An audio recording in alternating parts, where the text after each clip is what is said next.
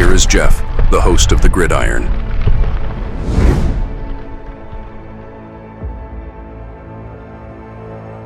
Fourth and goal to go with the 2. 34 seconds left to go in the ball game. This is the play right now. Takes the snap. Targeted goes in. Targeted all alone. And the quarterback keeps. Wow, what a call. Nobody touched him. So, then of course, then it leads you to this. Are the Giants all in with Russell Wilson? For right now, yeah, right? Now, of course, he ain't no idiot, right? Kurt Warner, he ain't no idiot, right? When they brought Kurt Warner in here, right? And then they drafted, Eli Manning, the heir apparent, right? He knew his time was ticking. Same thing with Russell Wilson. Especially, he signed a 1-year deal, right? He knows there's a good chance that this will be his only year with the Giants, right? But so far, he's saying all the right things, right? He looks really good in OTAs. It's only OTAs, but he ain't no moron, right? He knows there's a good chance that his time starting, could be rather limited. So the Giants, and there's a stat here we're going to go over too. After Russell Wilson lands on an alarming NFL list, so I'll go over that after I read this article here.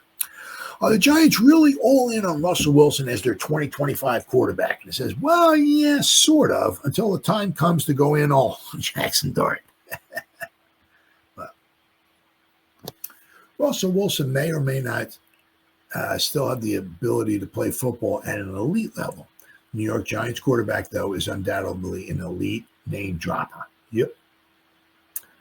Wilson's extensive and impressive name drop list.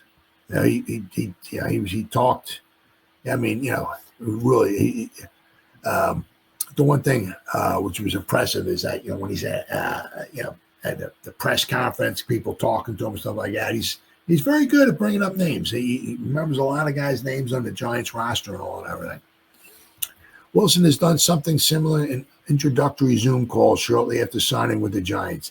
When he had the introductory Zoom call meeting, he dropped names like John Mara, Joe Schoen, Daboll, Ed Triggs, Kafka, Tierney. He mentioned 14 other players. So he's good, especially remembering names or also dropping the names too, right? Perhaps this is an answer to a question about whether he willingly mentors a player like first-round pick Jaxson Dart, the player who will likely one day take over the reins as the Giants quarterback. Wilson said, I've always viewed it as you always trying to be the best version of you, and then you're always giving back to everybody else. I think that it's not just about one teammate. It's all about the teammates. It's about everybody in the building, Wilson said.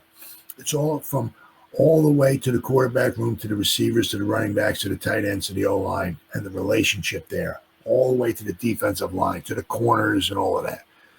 So it's like, to me, it's all inclusive, and that's always the approach. Wilson is, to say the least, a decorated quarterback, right?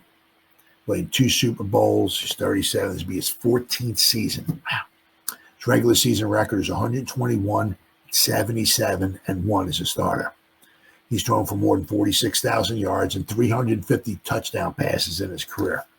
So, quite possibly, unless something horribly happens to him, before his career is over, he's going to throw for well over 50,000 yards. And quite possibly 400 touchdown passes. He's been in 2 Super Bowls and he won 1 of them. Should have won 2, but it is sometimes hard to reconcile Wilson with the perception of the one who has arrived in East Rutherford to the quarterback job. The last few years of Wilson's career have been somewhat of a car wreck. It took 10 years with the Seahawks before Wilson quarterbacked a team that had a losing record. Seahawks coach Pete Carroll, though, used that losing record to send Wilson packing. Perhaps Carroll was tired of fighting about how much control on the offense Wilson should have. Maybe he was just tired of Wilson. There were rumblings of a strained relationship between the two, and even a report Wilson denied that the quarterback wanted the coach fired. The Seahawks shipped Wilson to Denver before the 2022 season, and his 2 years there were disastrous. Yeah, Sean Payton certainly was not, I guess, thrilled to death. Wilson was given office rather than joining his teammates in the locker room, which rubbed many in the organization the wrong way. He was given an office rather than joining his teammates in the locker room. Oof. The Broncos went 5-12. Wilson gave up his office, and coach Nathaniel Hackett was fired. In 2023, Sean Payton became the new head coach. It could have not been any clearer that Wilson was not the quarterback Payton wanted, and after the 2023 season, the Broncos moved on, and Wilson signed with the Steelers. Wilson and the Steelers won 6 of the quarterback's first 7 starts, but by the end, Pittsburgh lost the last 5 games Wilson started. There was also reports that Wilson's effort to lead the team were falling on deaf ears. Pittsburgh made no real effort to keep Wilson, and of course, then they wound up signing Aaron Rodgers. Giants needed a competitive, competent bridge quarterback after 2 years of hard play at the position. Both head coach Brian Daboll saved his job in 2025 and paved the way for a highly drafted quarterback of the future. They flirted with Matthew Stafford, Aaron Rodgers. They got neither and signed Wilson on a 1-year deal. The question in the headlines asks, are the Giants really all in on Wilson? Well, the short answer is probably not. Not with first-round pick Jaxson Dart on the roster as the anointed quarterback of the future. Not with Wilson signed just for this year. Not with Brian Daboll needing to do whatever he deems necessary to keep his job beyond 2025, including turning Dart at some point in the season if he believes that he has to be the best to play. Not with backup quarterback Jameson Winston signed for 2 seasons either, though. The real answer here is that the Giants will be all in on Wilson until it's time to get out. That means, of course, until it's time to start the Dart era. That might be 5 games, it might be 9 games or 12 games. It could be 17 games if things go extraordinarily and unexpectedly well. Unless Wilson somehow turns back the hands of time and leads the Giants deep into the playoffs, his time won't extend into 2026. Daboll has been clear that Wilson is a starting quarterback, and OTAs witnessed by media thus far, Dart and Winston have received a smattering of starter reps, but the distribution makes it clear that there is no competition for the job. Players and coaches are saying all the right things, showering Wilson with the respect his resume says he deserves. Absolutely. Man. But Dart's time is coming. There will be nothing Wilson can do to stop it. He can delay it by playing good football and winning games, but he can't prevent it from happening. Kurt Warner couldn't prevent the coming of Eli Manning, despite a winning record. They were 5-4 that had the Giants on the periphery of a playoff contention. Now, the Giants were actually 5-2 that season. They lost 2 tough games, and they went to 5-4, and then they pulled the plug on the season. Manning couldn't prevent Daniel Jones from taking his job, despite 2 Super Bowl titles and the best career of a Giants quarterback has ever had. Wilson won't be able to hold Dart off forever either. Giants will continue to give Wilson his respect, his flowers, if you will, till, of course, it's time to move on to the younger, prettier, more exciting model in Dart. Then the bouquets will be sent in Dart's direction, and Wilson will fade away. Now, Wilson is also... Russell Wilson lands on an alarming NFL list, which is,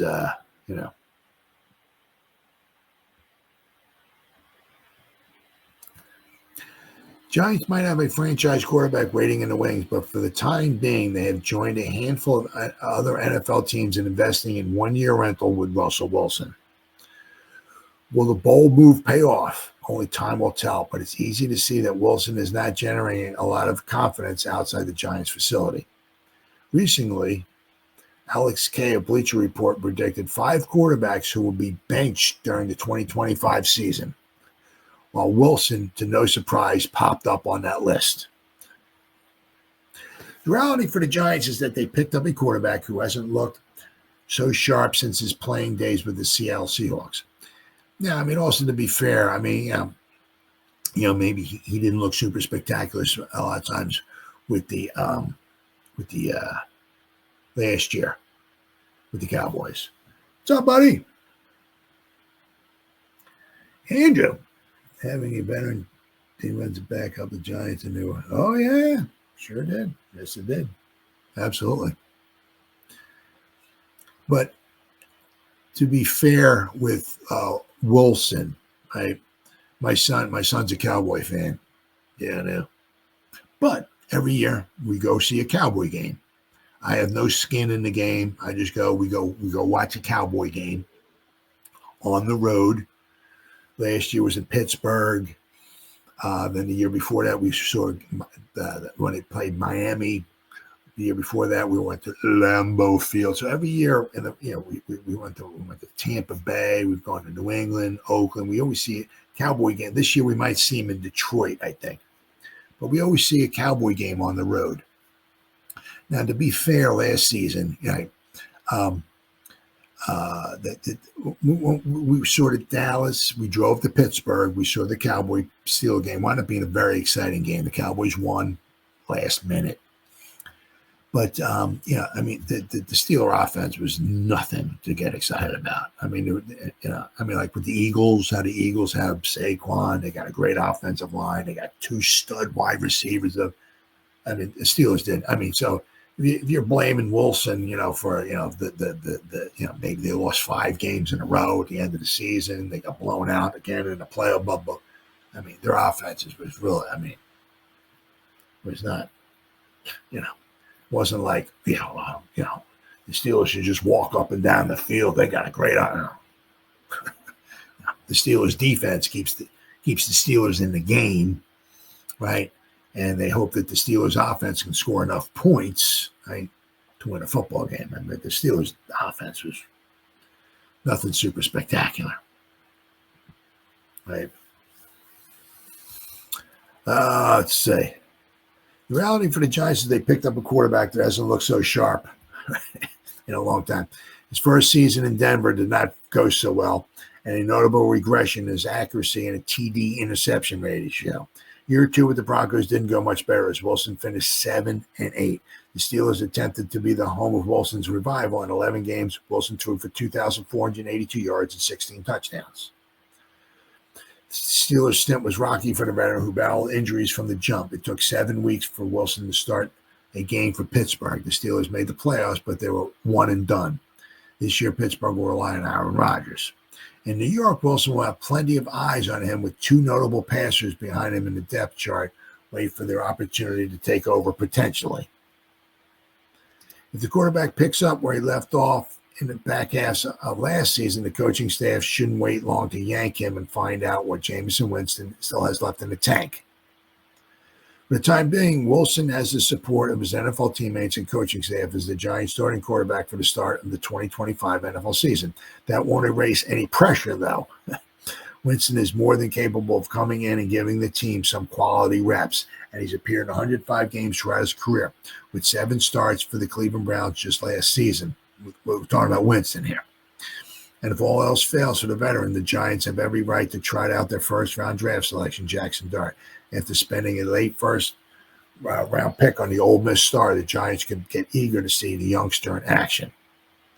Now they have, okay, let's see. Let me see. We got the list here.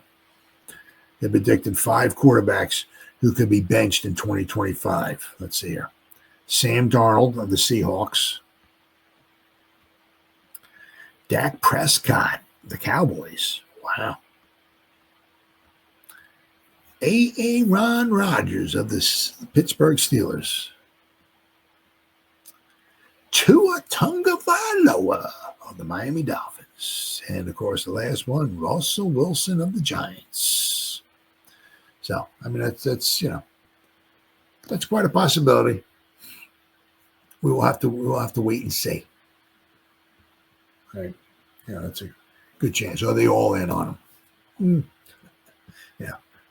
They're certainly saying all the right things, and but there's going to come a time where it's let's get Dart in there.